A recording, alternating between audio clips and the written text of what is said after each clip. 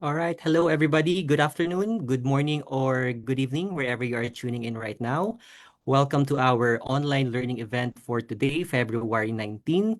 This is the 54th webinar of the Circa Online Learning and Virtual Engagements, or SOLVE. This webinar is brought to you in collaboration with CIMIT, or the International Maize and Wheat Improvement Center. I am Sunny from Circa, and I'll be your moderator for today's webinar. Together with our webinar training convener, we have Dr. B.M. Prasanna, CIMIT's Distinguished Scientist and Regional Director for Asia. Our webinar's theme is eco-friendly management of fall armyworm in the maize-based cropping systems of Southeast Asia. And we're very happy to share that at this point, we see over 100 attendees from across Southeast Asia and beyond. For your information, this will be our program flow. After some introductions and reminders, Dr. Prasanna will give us an overview and objectives of this webinar. Then we will hear immediately from our resource speakers. There will be an open forum after all presentations for our attendees to ask relevant questions about their topics. After that, we request our audience for feedback through our evaluation form, and then we formally close the webinar. So some reminders for our attendees. If you are tuned in via Circa's Facebook page, you may type your questions in the comment section. Please include your location or country of origin. Or if you are registered and tuned in via Zoom, please post your questions or comments in the Q&A section located at the bottom or top of your screen. Please also include your location or country of origin as well. You can also type in your questions at any moment or while the resource speakers are presenting, and we will try to gather them and facilitate during the open forum. Alternatively, our speakers may also respond directly to your Q&As via Zoom immediately after their respective presentations. So please do not hesitate to post any of your questions or comments to their presentations. For you to access the recording of this webinar, it will be made available on Circa's Facebook page and YouTube channel. Today's presentation slides will also be available through our website at www.circa.org. You may also check our previous webinars from our website. And then that's it. All right, so now I turn this over to Dr. Prasanna to give us an introduction and the objectives of this training webinar. Sir? Thank you. Thank you so much, Sunny. And a very, very warm welcome to all the participants of this webinar on eco-friendly management of fall armyworm in the maize-based cropping systems of Southeast Asia. I am Dr. Prasanna Buddupalli. I serve as CIMIT's Distinguished Scientist and Regional Director for Asia. And before that particular function, I served as CIMIT's Global Maize Program Director for almost 15 years, based in Nairobi, Kenya, but looking after the maize program's implementation in Sub-Saharan Africa, Asia, and Latin America. Today's topic of discussion is about fall armyworm, a pest that most colleagues have not been so familiar before 2018 or so in Asia. And even in Sub-Saharan Africa, before 2016, it's a largely unheard insect pest. But however, this pest has been there in the Americas for several decades, and that's how, in the typical fall conditions, it used to appear in the corn belt, and when the temperatures go down drastically, the pest typically used to migrate to Mexico, Florida, and Texas, and further down into the Central America. That's the reason why this particular armyworm, Spodoptera frugipada, was first called as fall armyworm. Since 2016, the pest made its appearance in Africa, and within a span of 1.5 years, it was reported in almost what we call 44 different countries. Since 2018, it made its foray into Asia, and by 2021-22, it moved almost all the way up to New Zealand and even Papua New Guinea and all these countries. So therefore, it's a ubiquitous pest now. It's there all over the world, except in a few parts of Europe where it has not been reported, or even if it is there, detected and destroyed at a very early stage. But right now, most parts of the global south have been impacted by the pest. And therefore, there is no single solution. There is no single organization that can provide solutions to this devastating transboundary pest that particularly likes maize. And it is highly prevalent in the maize-based agri-food systems.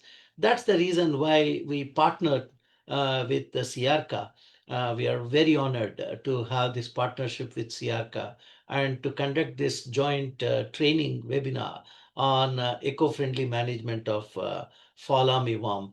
What do we need to do? What are the various options available to us? Since 2016-18, there have been immense international efforts considering the concern that it has raised.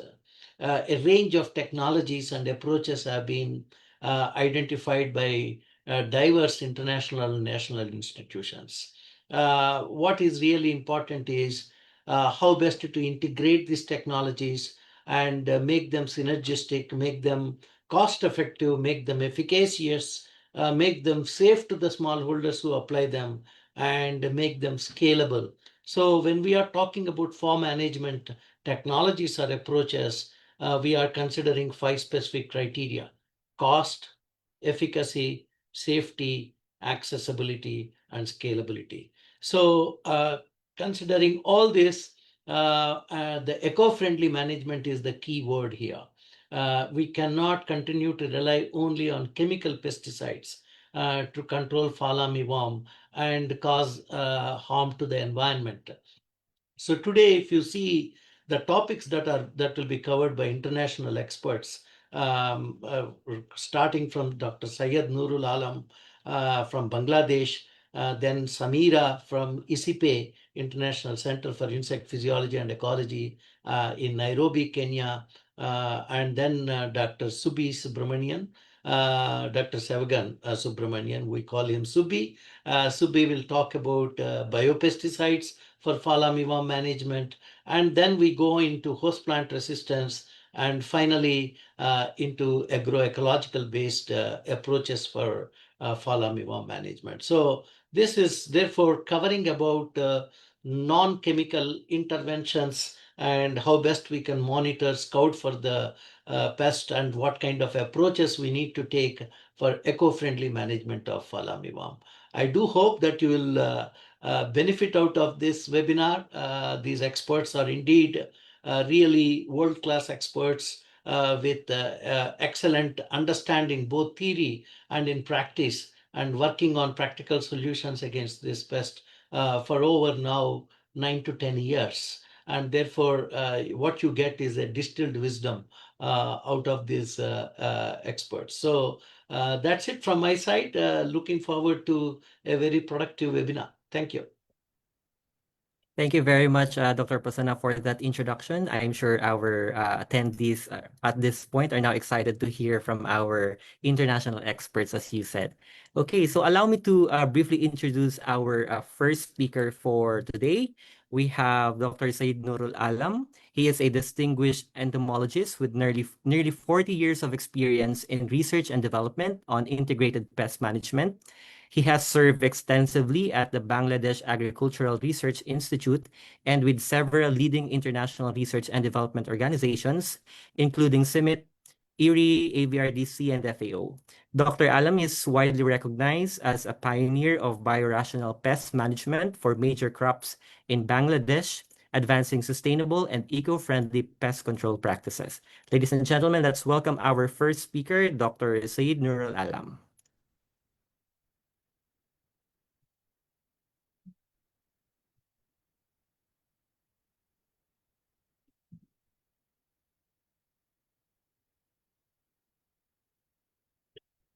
Thank you, Sunny. I'm hearable. So, good afternoon and also good evening. Already Dr. Prasanna has already told about fall armyworm, some of the introductory things. Now I'm going to tell you some of in details about how to identify this polar armyworm, their biology, scouting, and monitoring system. So, you know that Spodoptera fujipadda, it's a armyworm. There are some other armyworms also, but this is a unique characteristics armyworm. Why? That I will tell later on. Already you know it's native to America. And now polar armyworm is a global threat for food production. And also, why? Because you know that the food security, food production, and rural livelihood. Because there are several regions, but main region is the polyphagous insect. Dr. Poshanno already told this maize, and maize is one of the most preferable crops for this polar armyworm, along with 80 other crops. Although there are some literature recently coming that more than 300 crops can infest polar armyworm, but among the 80 crops, the sorghum, millet, sugarcane, several vegetable, cotton, even rice in some area, wheat also can be infested with this polar armyworm. Till 2016, this was their home, native to America. And in 2016, first time, it was actually come to Africa.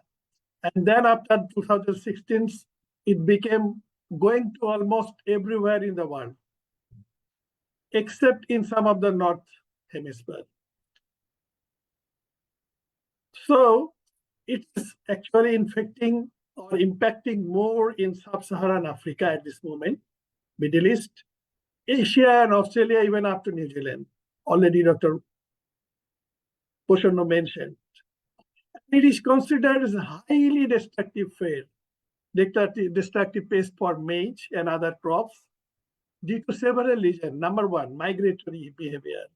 I will show you later why they are actually have this migratory behavior. It can capable of travel several hundreds of kilometers, the adults, overnight. With a wide host range, as I already told you, more than 80, although maize is the favorable one. Large range of environment and habitat suitability, and high reproductive rates. Come to its biology identifications. These are the eggs. Eggs laid on the leaves, especially in a cluster. But they are telling that we are calling it that is a high reproductive capability. Why? Because it can lay eggs 1,500 to 2,000. It's a unique one. Generally, this insect can lay eggs 200, 300 like this in adult female. So it's look moldy due to the depositions of scales. You see there are the scales between the and over the eggs. To save it from the natural enemies and all those things. This is all about eggs. I will show you some of the pictures later. Larvae. This is the neonate larvae. Feed starts just after hatching from the eggs. They start on the same leaves. The larva goes into 6 different instars, which is very, very much important because during this larval stage, the main infestation is going on. So first instar mainly aggregates on leaves. Second, third instars is in a dispersal mode. 4 to 6 instars is go inside the hole. But if you open the hole, you will see only one larva there, not more than one larva in one hole, because during these 4 to 6 instars, they have a cannibalism mechanism because they don't allow anymore. Generally, there are literature shows that around 40% of these pests fighting each other and is dying.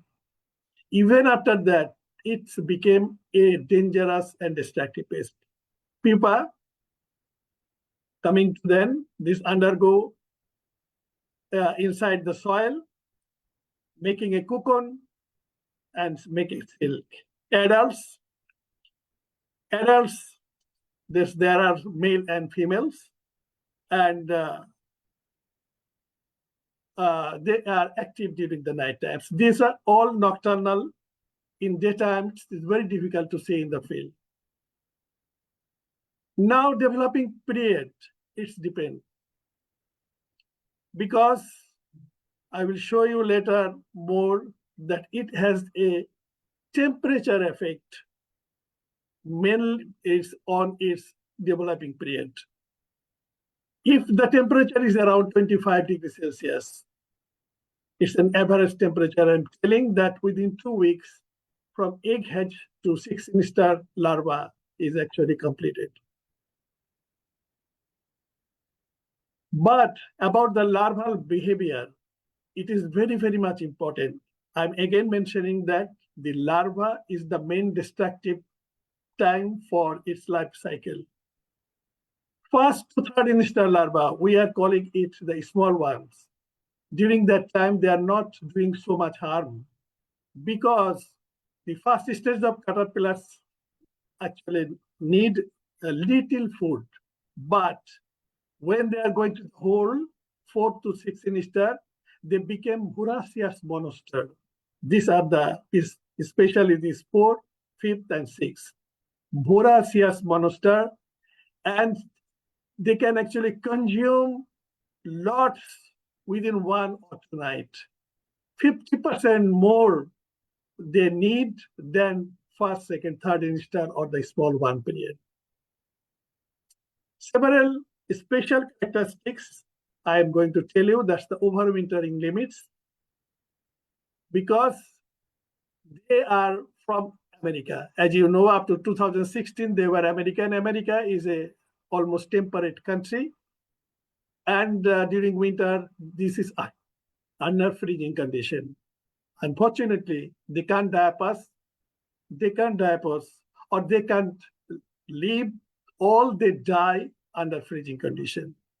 But if it is in a tropical and subtropical weathers, where temperature stay above this freezing, they can actually, especially more than 13 degrees Celsius, they can survive. Their activity is ongoing.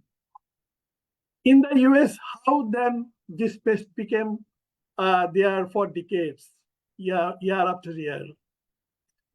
Because in some of the area like South Florida or Texas, they can overwinter. And from there, they migrate.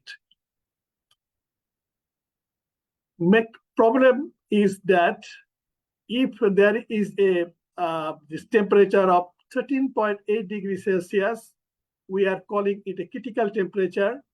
And when it's the temperature going below, all life stages, egg, larva, pupa, and adults are usually actually this stop. They cannot actually doing after beyond this temperature.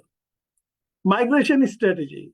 It is a unique strategy of this pest because, and due to this region, they are actually surviving in the temperate region of this American continent year after year.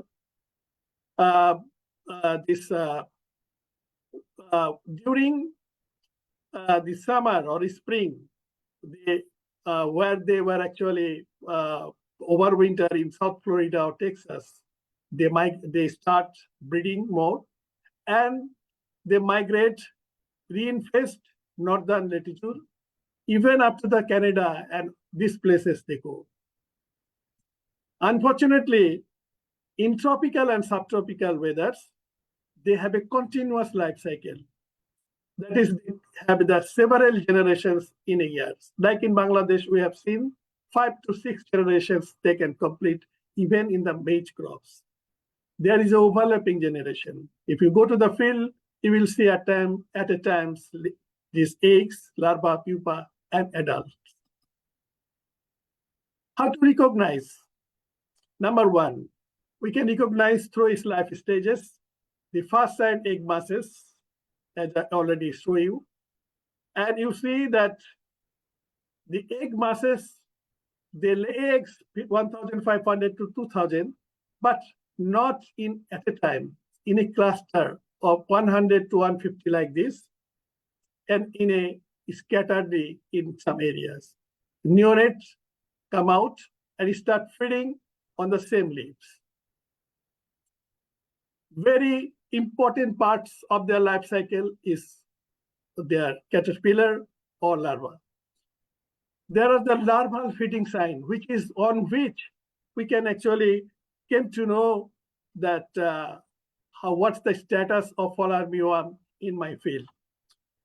So there are two types we are calling it. One is the early nesters, 1 to 3. We are calling them the small worms, and 4 to 6, which is entering inside the hole.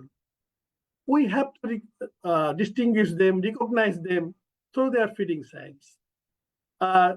1, 2, 3, or 2, especially the nesters, they are actually feeding on just the green parts of the leaves.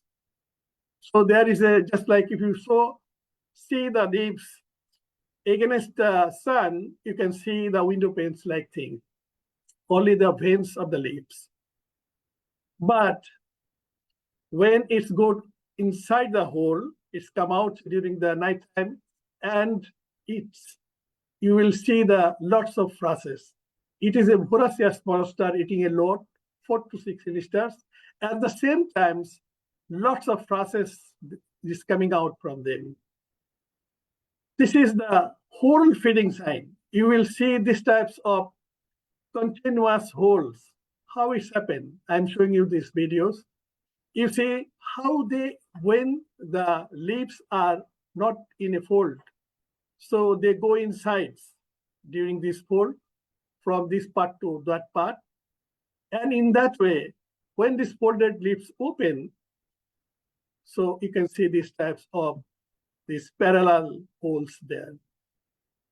So this is coming out from this. They are actually doing this, and you see within these times, some frases they already done. So they are eating more, and lots of frases, fresh frases you can see. Main things for identification is the 4 dots on the 8th segment of the abdomen. This is a unique thing in especially after 3rd instars to 6th instar larva.